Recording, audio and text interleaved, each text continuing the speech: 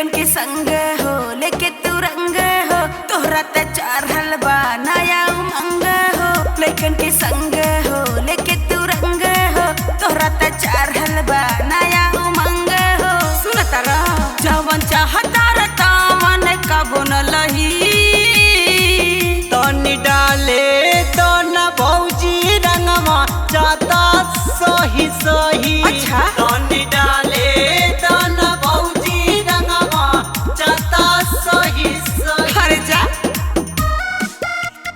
जाता सही सही।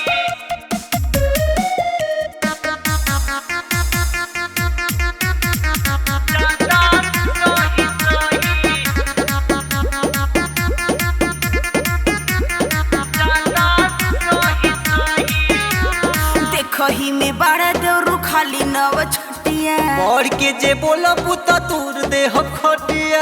ऐसे न बोला देवरू उठता लहरा डालो पिचकारी भौजी जइबू कहर। देखही में बड़ा देवरू खाली नव छटिया और के जे बोला पुता तूर दे हो खटिया। ऐसे न बोला देवरू उठता लहरा डालो पिचकारी भौजी जइबू कहर।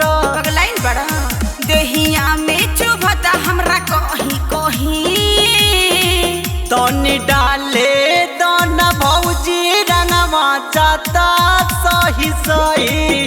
तनी डाले दन भौजी रंगवा जाता सही सही। न मन बा जाता सही सही।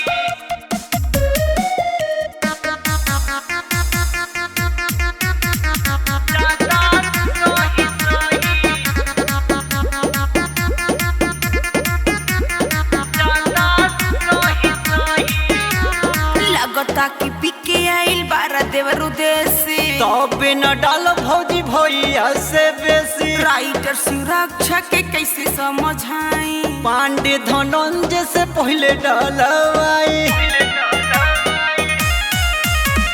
लगता कि पिके आइल बारा देवरू देसी तबे न डाल भौजी भैया से बेसी। राइटर सुरक्षा के कैसे समझाई पांडे धनंजय से पहले डालवाई। पगला गइल बड़ा कौशल कहे जे के आगे उहे रही तनी डाले दन भौजी रंगवा जाता सही सही। तनी